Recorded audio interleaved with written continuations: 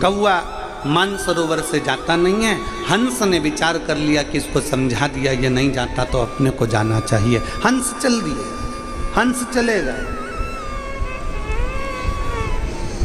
एक हंस बैठा रहा, उसकी कौए से दोस्ती हो गई।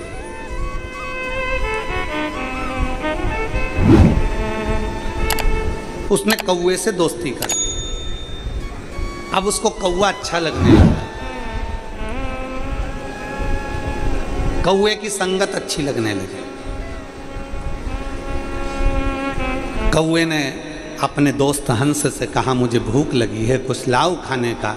हंस तो मोती चुगता था, मोती लेकर आ गया। ले, ये मोती ले, खा ले, ये मोती ले, खा। कौए को मोती दिया तो कौआ बोला, ये तो मैं खा ही नहीं सकता। कौए ने जैसे ही मोती को चबाना चाहा, कौए की चोंच टूट गई। कौआ कहता है, ये मेरे बस की बात नहीं है। हंस कहता है, हम तो यही खाते हैं, हम यही चुगते हैं। अब तो कौआ भूखा मरने लगा तो हंस से कहा, चल तू मेरे साथ चल। कौआ हंस को लेकर आ गया और कौआ शमशान में रहता था, बड़ के पेड़ के ऊपर कौआ बैठा, हंस भी बैठा। हंस को भूख लगी तो हंस ने तुरंत कहा कौए से, अब मुझे भूख लगी है। कौआ कहता, अब भी लाता हूँ। कौआ उड़कर गया, मरा हुआ कुत्ता पड़ा था, उसका मांस नोच कर लिया और हंस को दिया, ले खा। मरे हुए कुत्ते का मांस नोच कर लेकर आया और ले खा। हंस कहता है, हम ये नहीं खाते, हम तो मोती चुगते हैं। कौआ कहता है, मेरे पास तो यही है। दोनों बात कर रहे थे। कौए की चोंच से मांस का टुकड़ा जमीन पर गिरा। जहाँ जैसे ही नीचे गिरा, वहाँ एक राजकुमार बैठा था। राजकुमार की छाती पर, पीठ पर जाकर वो टुकड़ा गिरा तो राजकुमार को क्रोध आ गया। राजकुमार ने बाण उठाया, धनुष उठाया और कौए को मारने के लिए जैसे बाण छोड़ा, कौआ तो भाग गया, हंस को बाण लग गया, हंस नीचे गिर गया। हंस नीचे गिरा तो राजकुमार ने कहा, हंसदेव, मैंने तो कौए को मारने के लिए बाण उठाया था, मैंने तो कौए को मारने के लिए बाण छोड़ा था, आपको बाण लग गया। इतने में हंस कहते हैं, राजकुमार, इसमें गलती तुम्हारी नहीं है, गलती मेरी है। मैंने गलत व्यक्ति का संग कर लिया था, इसलिए आज मुझे भोगना पड़ रहा है। मैंने गलत व्यक्ति का संग करा था, इसलिए आज मुझे भोगना पड़ रहा है। ये गलती मेरी है। गलत व्यक्ति का संग करोगे तो गलत व्यक्ति तो निकल कर भाग जाएगा, पर अच्छा व्यक्ति अंदर धरा जाएगा। और ऐसे कई केस आज भी चल रहे हैं अदालत में। जो बेकार है वो तो बाहर घूम रहा है और जो अच्छा है वो अंदर सड़ रहा है। आज भी कई केस अदालत में चल रहा है, आज भी। संगत ठीक रखो, संगत श्रेष्ठ रखो। समझा दिया, एक बार समझा दिया, दो बार समझा दिया, एक बार कह दिया, दो बार कह दिया कि शिव को जल चढ़ाओ, शंकर को जल चढ़ाओ, शंकर का अनुमोदन करो, शिव का चढ़ा हुआ जल का आचमन करो, शिव के जल के ऊपर छींट लो, बेलपत्र का सेवन करो। बार बार तुमसे कहते हैं, बार बार समझाते हैं। उसके बाद भी व्यक्ति भटके तो फिर उसके ऊपर है कि फिर वही बात आ गई, जो समझे नहीं आपसे वो नहीं समझे किसी के बाप से। संगत ठीक रहे। अच्छी संगत व्यक्ति को कहीं ना कहीं बचा लेती है। श्रेष्ठ संगत। एक बहुत बड़ा चोर था, उस चोर ने अपने बेटे से कह दिया कि जिंदगी में अगर तुझे बहुत अच्छा जोरदार चोर बनना है, तुझे अच्छा जोरदार चोट्टा बनना है, तो कभी प्रवचन मत सुनना।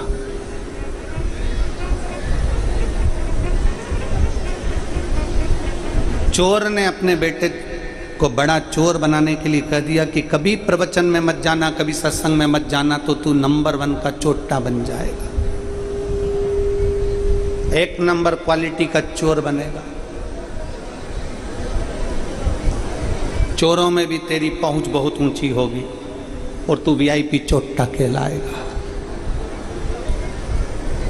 और यदि तू प्रवचन में चले गया, सत्संग में चले गया, कथा में चले गया, तो फिर चोट्टे की क्वालिटी घट जाएगी, तेरी डिमांड कम हो जाए। अगर तुझे अच्छा जोरदार चोट्टा बनना है तो कभी प्रवचन में मत जा, कभी सत्संग में मत जा, कभी कीर्तन में मत जा। बेटे ने कसम खा ली कि कभी प्रवचन नहीं सुनूंगा, कभी सत्संग में नहीं जाऊंगा। पिता मर गए, बेटा बढ़िया जोरदार चोट्टा बन गया, चोर। एक दिन चोरी का धन लेकर जा रहा था और चोरी का सामान ले जाते जाते कहीं पर प्रवचन चल रहा था। ये थक कर बैठा था, इसको नहीं मालूम कि पीछे प्रवचन चल रहा, इसके अंदाजा नहीं, इसके स्मरण में नहीं है कि पीछे प्रवचन चल रहा। ये तो बैठ गया, थक कर जैसे ही बैठकर पानी पी रहा था, इतने में पीछे से आवाज आई। एक महाराज प्रवचन में कह रहे थे कि भगवान के चरण कभी पृथ्वी पर नहीं पड़ते हैं, भगवान पृथ्वी पर कभी अपने चरण नहीं लगाते, भगवान पृथ्वी से ऊंचे रहते हैं। क्यों चरण नहीं लगाते? क्योंकि भगवान पृथ्वी पर चरण इसलिए नहीं लगाते, भगवान विष्णु पृथ्वी पर चरण इसलिए नहीं लगाते क्योंकि उन्होंने एक एक कंकर में शंकर को देखा है। तो किसी कंकर पर मैं लात रखूंगा, वहां अगर शंकर हुआ तो मैं कैसे लात। इसलिए देवता कभी अपना चरण पृथ्वी पर नहीं लगाते। उसके कानों में जैसे शब्द गया, उसने कान बंद करे, सामान उठाया, भाग गया, कहीं प्रवचन नहीं सुन लूं मैं।